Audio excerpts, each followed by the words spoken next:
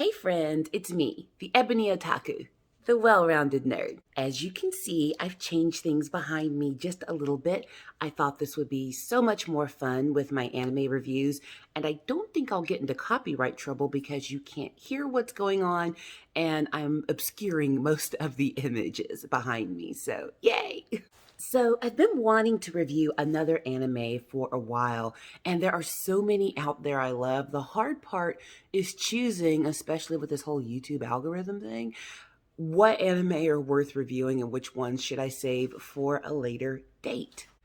Well, thinking about the times that we're in and how current art reflects the current tone and moods of society, I decided on Somali and the Forest Spirit. I stumbled upon this anime last year. It came out in 2020, and I think it came out in the spring launches, but I didn't discover it until later last year. You know, you're just flipping through your Crunchyroll subscription, looking for something to watch, and I stumbled on this one. It was pretty. I like things that are pretty. It's one of those other world fantasy type animes, which one of my favorites. So I was like, hey, yeah, I'll give it a watch. And I ended up watching the entire show in one evening. So, Somali in the Forest Spirit is about a little human girl and a forest golem. And it really focuses on the relationship between the two from a father-daughter, protector, ward relationship. So let's set the scene for this story. And I guess this is the part where I say hashtag spoiler warning. If you care about that, it's been out for a year, so go watch it now. It's wonderful. You can finish it in a very small amount of time. So, in watching this anime, you know, whenever you're dealing with another world, a fantasy world, sci-fi, whatever it is, you know, you kind of want to ground where it's happening. And from what I understand, this is a story that is taking place on an alternate reality of Earth. Things just evolved differently. In this world, human beings once coexisted with yokai, monsters out there that just were doing their thing. You know, they're humanoid type monsters. So, you know, you got a wolf person who still has two arms and two legs, but hey, they look like a wolf. You know, it's that kind of world where you got the lizard person that has, you know, like an extra pair of arms. You know, they got the tail going on, but they're still bipedal and walking upright. That's the world. Well, once upon a time in this world, humans and monsters knew about one another and lived on decently peaceful terms with each other until one day, some of the humans, which were in the extreme minority of species, decided the monsters were scary. The monsters were scary, the monsters were evil, and you know what? We're going to kill monsters. And the humans took the life of one of these monsters that came into their midst. Well, that just ticked off the whole lot of them. You know, they're like, what, did they just kill one of us? We tried to make peace with them. We tried to be cool with the humans, and they killed one of us. And because of that, all of the monster society completely turns on humankind and decides, you know what? We'll be as monstrous as you think we are. Y'all look pretty tasty. So thus begins the current iteration of this world where monsters view humans as a source of food and kind of a delicacy. And the bad blood between monsters and humans runs so deep that the monsters have basically hunted humans into what they think is extinction. There are no more humans because they got so fed up with their bovine scatology that they just ate them all. In the meantime, while all of this is happening in the world, deep in the forest, there lives a solitary golem. Now, you may have heard of the term golem from Jewish mythology. You know, it's a monster that can be called upon in time of great need. And that's what this monster is this golem is a forest golem. He is charged with caring for the creatures of the forest, with making sure the water is clean, the air is pure, the flowers are growing, and he's at harmony with all of nature. He is at home in the forest. It is his domain. He's not concerned with anything that's going on in monster society. He has no need for material goods. He doesn't need a house. He doesn't need food. He just exists to be with nature. And golems have a very specific purpose depending on what realm they're born into. If they're born into the mountains, the seas, the forest, that's where they're designed to be, and that's what they're designed to protect. And they are very powerful creatures. And we discover some of this golem's powers throughout the course of the series. Now, our golem, the one that we're just hanging out with, he's just living his best life out in the forest. You know, one of the things that we discover about his species is they have a clock on their lives. They are very long lived, but they're not immortal. It's about 1,000 years is what he gets to live, which isn't bad at all. And when we meet our golem, he's a few years from his expiration date, but he's totally at peace with it. You know why? Because he's had his 1,000 years. He's seen all the flowers. He's seen all the trees. He's listened to all the birds. He's fine with it. Until one day, he stumbles across a shivering, naked human child in the woods, left alone. Now, I did just say that the monsters hunted humans to extinction, or so the monsters thought. Apparently out there in certain places of this world, there are still monsters who are literally breeding humans for consumption. But, you know, it's a whole planet.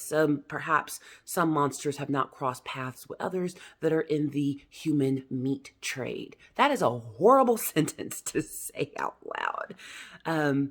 But the golem stumbles across this little human girl who's all alone. She's got chains on her, which tells him immediately, oh, you are cargo. You're just cattle. You know what? You're not really part of this whole forest thing that I'm supposed to take care of. So you know what? Good luck, little human. You can just stay out here and die. This is where we're introduced to Somali. She is alone. Of course, she had parents, but apparently her parents are either gone or they're dead. We don't know yet at this point in the story. All we know is that she's a little girl around 4 or 5 years old, and she's all alone. And she sees this golem, this monster, staring down at her. And the natural reaction, considering what she's probably been through, being raised to be, you know, dinner, she should be scared of him. But she's not. He tries to walk away and leave her, and she follows him. And he's like, oh, God, what am I supposed to do now? This thing is following me. And thus begins their father-daughter kinship. Now, Somali doesn't know this yet. The golem does. He's got a time limit. So that was part of his reasoning for not wanting to get involved with this human child. He figured it would be better to let nature do whatever it was going to do. But the little girl wouldn't leave him alone because she's a child. She needs protecting. She needs someone to provide for her. She needs shelter. And this is the only adult figure that she's probably seen in quite some time. And if not him, she knew she was going to be alone. And children are really interesting. I do a lot of volunteer work with kids in my real life. Children know when they've run across a good egg, and they know when they've encountered a bad egg. And her child instincts told her she had encountered something good. Because remember the mythology of the golem. It is a creature that shows up in your greatest time of need for protection. It can do great and terrible things. It can slaughter armies. It can destroy your enemies. And it also can provide wings of shelter when it's most needed. Now, our friend Gollum knows that he has a limited amount of time left to live. What's he going to do? He can't raise this girl into adulthood. She's 4 or 5 years old. She's got another 13, 15 years of rearing that needs to take place, and he doesn't have that kind of time. So he makes a decision. Hey, if there's one human child out here, and obviously she came from parents, there's got to be some more humans out in the great wide world. So he sets off on a journey with his little human ward to try and find a human settlement for her to grow up in. I hear you saying, wait a minute, they eat humans. How are they just going to wander around looking for humans? And he's dragging a little human in a world where they eat humans. I have an answer for that. So he crafts a disguise for her. The most human looking monster out there that she could pass for is a minotaur. So he fashions her a cape that has little horns on it, and she's a minotaur baby. And everyone just accepts it. Everyone's cool with it. Like, sure. I mean, well, she didn't smell like a minotaur, but whatever. It's a minotaur. And they just let it go. I think partially because if they're wrong and, it is a minotaur baby, nobody wants to be accused of ripping apart one of their own children. And I think the other part of it is, well, he's a whole golem and they're super powerful creatures and everyone knows that. So we're not going to go ticking off the forest monster. Somali and the golem are on a journey going from forest to forest, town to town, chasing any clue, any hint they can find of humans. And they have to be very careful because just asking about humans can stir up suspicion. Why do you want to know about humans? Why do you care so much? If you do find them, let us know because we're going to open a human restaurant. Now, here's what's really interesting. Throughout their journey, they meet a lot of inhabitants of the land, and they are gathering stories of what has happened to the humans as they try to find those clues that will lead them to people who could take care of Somali the way she needs to be taken care of. Some of the creatures they encounter are not monsters in the true sense. They encounter an herbalist healer out in the woods with his assistant named Oni, and he's just a little dude he's absolutely one of the most adorable characters in the whole show. But apparently he's like 500 years old, but still cute. He is a doctor, and he lives out in the woods in harmony with nature, just like the golem does. And he immediately recognizes when he encounters Somali that she is a human child.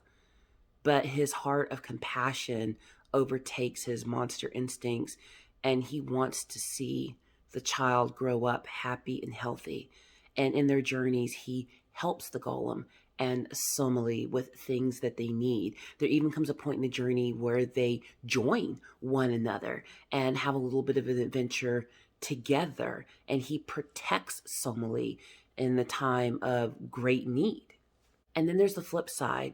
There are moments that Somali and the golem encounter monsters who sense that there's a human amongst them, and they're going to chase her down and eat her.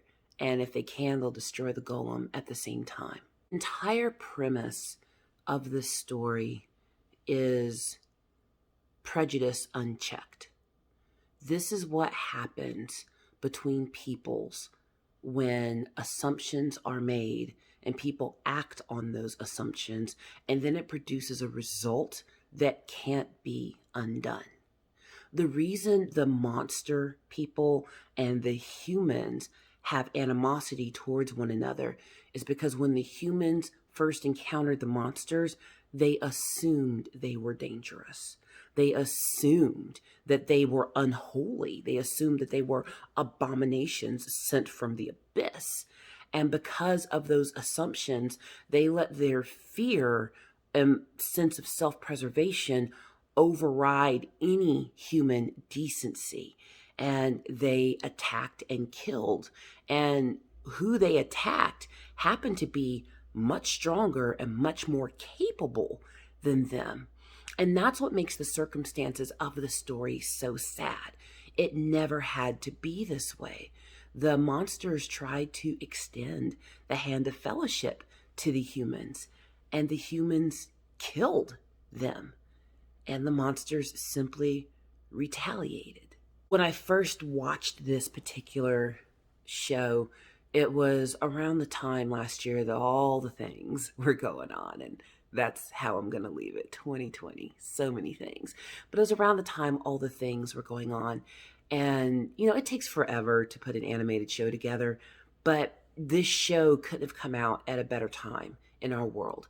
It's a direct reflection of what happens when prejudice is left unchecked, when people's assumptions about others are allowed to go to the greatest extreme. People harm one another. They make assumptions about one another. And then that means one group has to be completely put down for another group to feel safe and comfortable. And that's no kind of world. I mean, when you look around the landscape of the world that Somali and the Golem live in, it's beautiful. They have these lush forests, sweeping deserts. When they do the scenes at night, they have all these fluorescent plants that show up, fish that fly, and birds that sing the most beautiful songs. And when you think what's happening under the current of this beautiful world, it hurts a little. Because such a beautiful place is meant to be shared and experienced by all. And that's not what's happening. Skip ahead a little bit in the story, and I guess now heavy spoilers. There comes a point where Somali and the Golem do encounter other humans on their journey. And that human is disguised as a bird person, and he is accompanied by a bird girl. And the reason he is caring for this girl is because he was responsible for killing her mother. And when he realized that this bird person that he killed had a child, he took the child in and raised her. That's heartbreaking, because it's a contrast between the Golem and Somali. The Golem had nothing to do with the death of Somali's parents or them missing whatever has happened. More than likely, they're dead. But he understands that she's defenseless and she followed him, so he takes care of her. And they begin to grow this father-daughter bond between them. But then we have this other character who is also taking care of someone, but it's a human taking care of a monster girl. And he's doing so because he is directly responsible for her being an orphan. So we have the polar opposites of these scenarios on display. Well, it's fortunate for the Golem and Somali that they encounter this other father-daughter pair, because they give them information that leads them to the discovery that there are still humans alive. And there is a group of monsters that know about them, and those are the witches. So Somali and the Golem follow this clue and they go see the witches. The witches basically look human, but their eyes are bigger and they're all beautiful.